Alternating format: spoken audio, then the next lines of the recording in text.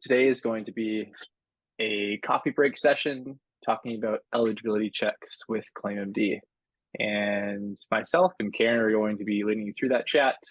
We have our coffees. Before we get started, just a quick intro.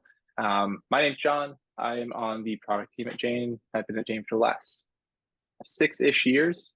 So I work on building new features, improving existing features, and all that good stuff. And we have Karen as well, who is a medical billing expert. So she's the one that can answer all of the medical billing questions. Yes. And if we go to the next slide, just some quick housekeeping for Zoom webinars. So make sure you turn your chat to everyone. You can use both the chat and Q&A to ask questions. If you're in Facebook and join the live stream, you won't be able to see the chat, but we'll be sure to read out questions live so you know what we're answering. And the session is being recorded. So if you want to watch it later, you can do so as well, and also on YouTube. All right, so eligibility checks with Claim.MD. So just a little bit of context setting. This is the latest part of Jane's Clearinghouse integration. About a year ago, we introduced integration and partnership with Claim.MD that allows you to build claims, get responses for those claims, and get ERAs all without leaving Jane. And then earlier this summer, we released a feature that allows you to make eligibility checks in Jane through Claim.MD so that you no longer need to leave Jane. And that's what we're going to be talking about today. And as far as the actual agenda on the next slide, we're going to first talk a little bit about eligibility checks. Karen's going to be walking us through why we do them. And then Karen's going to be demoing the feature, showing you how you can set it up, as well as how to perform a check in Jane. And then we're going to leave some time for some Q&A. So this whole session will be about probably 15 minutes, and there'll be mostly time for questions. And with that, I'm going to throw it over to you, Karen. Great. Thanks so much. Okay, so eligibility checks 101. Why do we check eligibility? We want to verify that the patient's policy is active and that they've given us the correct details. Patients are human and occasionally they do give us the wrong information. We want to understand what to collect from the patient at the time of service. And we want to not work for free. That's the biggest part. So we want to understand visit limits, deductibles, if we need authorization before providing the service, things like that. And so some great news is that we surveyed the beta testers and they were saving on average about 5 minutes per check. So that is amazing when you add that up throughout the day. And some things to keep in mind. There are some limitations as far as what the insurers choose to respond back with. So many payers do not support electronic checks. Information, level of detail, reliability varies widely from payer to payer, and there can be a lot to sift through. So let's dive in. First, you want to go to your Claim.MD account and you want to go to the account settings and gather your API key. And that will, let me switch to our demo clinic here. So once you have your API key, come to your settings, integrations, and you'll look for Clearinghouses, and it'll be the second option. So you'll come here and you'll enter in you'll paste your API key right here. And once that's ready to go, let's look at a common workflow here. So we've got a new patient scheduled with Marcus Gregory, David Stewart. And you can see here he's filled out his intake form and he's delivered the policy information to us. So let's go in and review the policy. So we see that he's got Aetna, we've got the ID number. You could take this time to make any of these other changes that you typically make within your policies. And let's go back here to his policy. And let's view Aetna, and you'll see now we've got the eligibility option here. So let's click that. And there's some defaults here. It does default to service code type. We found better results using the service code type rather than the individual procedure codes, but you're welcome to give that a go. That might work best for you. And we can narrow this down. We know Marcus Gregory is a chiropractor, so let's choose chiropractic. It also, Jane defaults to search by location. You can search by the individual staff member if that's appropriate for you. You just want to make sure that all of these details populate down here. We do need an NPI, tax ID, things like that. So let's leave it at location. And I'm going to come down here and submit the check. Okay, so it delivered a lot of information, which we can narrow down even further. So we're looking at chiropractic benefits. We can choose this if we only want to see the individual, or we can select family, whichever is appropriate. And we know Dr. Marcus Gregory is in network with Aetna. So we can put those filters in. And let's see. Let's change it to individual. So it did not return family results. So we've got individual results, and we can see there's a $15 copay. It talks about the visit limit down here as well. And we also have this stored. Now we can always go back and view it again later. And let's just say we also have a physical therapist in the office. So using that original check, we can go and change the filters and get the physical therapy benefits as needed. And all right. Awesome. Thanks, Karen. Yeah, you're welcome. With our demo site checks, we get all the information back. So those checks have a ton of information. The filters come in handy for sure. So yeah, questions. We had a few that came in before the webinar. So if you have questions, you could throw them into the chat or into Q&A. There are already some rolling in. So there's a question from Mandy about how about the deductible? So the information that comes back, it all depends on what the insurer essentially decides to send you. So it can vary from insurer to insurer. From what we've seen, most insurers will send the yearly deductible and remaining deductible information, but it does vary. I think it's just in the example that Karen was showing, it's all demo data. So there didn't happen to be a deductible in that case. And we have another question from Michelle. Is this only available for insurance companies that have the ability in Claim.MD? So yes. So this is just available through an integration with Claim.MD. So you just need to check Claim.MD's payer list to see which payers are supported for electronic checks. All right. And Karen, if you wouldn't mind going to the next slide, a common question that came in was just about the pricing about this. So you do need a Claim.MD account in order to use this feature. So depending on what Claim.MD account that you're on, you might already have included eligibility checks. So if you're on the unlimited plan, you have 1,000 per month, small volumes 100, and then basic, there's a cost per eligibility check. So this is the cost per eligibility checks. You'll notice that there's a discount if you use Jane, but all this information is available on the Claim.MD site. That's just a little bit of information about pricing. Yeah, and there are some questions. So someone's having some difficulties getting massage benefits compared to chiropractic. So from what we've experienced, this is, again, it's more payer specific. Some of the benefits that we've seen that have been harder to get through electronic checks are acupuncture and massage, and those come down to payer limitations.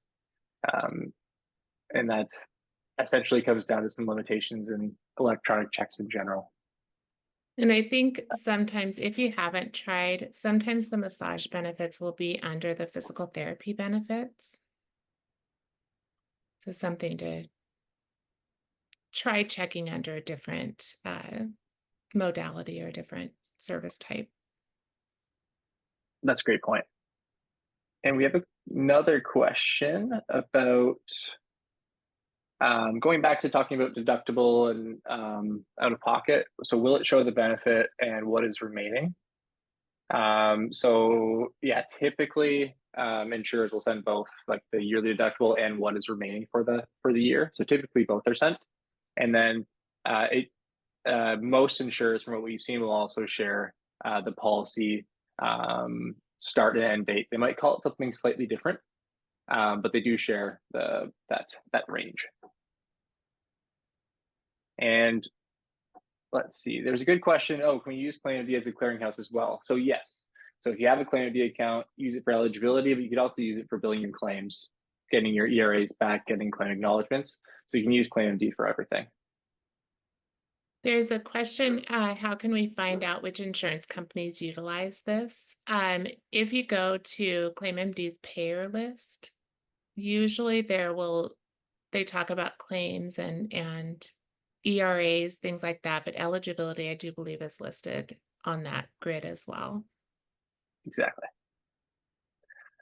Yes, and if you already have it set up in Jane 2, if you try an insurer that's not set up for electronic support, you'll get an error message shown in Jane just saying that the payer doesn't support electronic checks. So you can always try just in Jane if you're unsure. Yeah, and there's a question just about understanding. Sometimes it's confusing when you get both in-network and out-of-network benefits. So it can be confusing to know which ones are relevant to you. Is there anything that you want to share about that, Karen? Yeah, we do have the filter. It would, to my knowledge, electronically, it wouldn't tell you if you're in or out of network. It would be something that you'd want to know going in, but then you can use the filter to show only in network or only out of network. Right. And what would be the best way for someone to confirm that they're unsure, like if they are in network or not? I would call. That's a time I would call the insurer to find out my network status. Oh, we're asking, can you show another demo with different insurance? So we could do that. I will share, Naomi, because we're using the demo site. It's going to be basically the exact same flow regardless of what insurer that we send. We get the same kind of demo results because we're not using real patient data. But if you had any questions of, if it's different, I can share that the workflow is pretty much the same for whatever insurer that you check in your account, but the information that you get back can be different. But we're not able to demo that with our demo data. We got a question from Brent that I think is a follow-up to about understanding your network status. So that would be, so figuring that out, that would be a call that your clinic would want to make to the insurance company. And a question from Brad, can we use these eligibility checks and deductibles for Medicare Part B patients? So yeah, it all depends on if your specific, the payer that you're billing is supported by Claim.MD. So it depends on where you're located. Oh, and we have a question here. Karen, how would you feel about just showing, going back a few slides and showing where you get the API key from Claim.MD? So this is a screenshot of our demo account where we've already set up an API key, so you don't actually see the key itself. So if you're setting it for the first time, it will look slightly different, but you just need to go into settings, account settings, and there should be a button to set it up. You'll be able to see your account key once you set it up. If you set it up and you forget what it is, you don't remember it, you do have the option to delete the API key, set up a new one, and use that.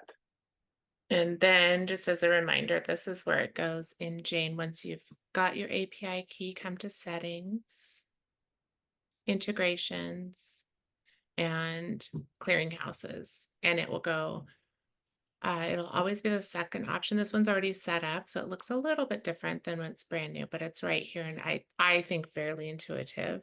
But if you did need to change it, also you would click edit, and then put the new account key here. All right, so we have a question about Megan it looks like, has tried to check, received an error code from Claim.MD. And the message that Jane gives in this case is, if it continues, please contact Claim.MD. So there's a bunch of error messages that you could receive when sending an eligibility check. They might be coming from the payer, they might be coming from Claim.MD. Similar when you bill a claim, like you might get a rejection from the clearinghouse blocking the claim from going out, or the payer. So in this particular case, if it says contact Claim.MD if this continues, it's something that on their end that they should be able to fix. So that this particular case 41 is related to just some authorization and access issues that Claim.MD might be having with the payer that they're getting the benefits from. So usually that resolves itself. But if you continue to get that, we'd recommend creating a support ticket within your Claim.MD account.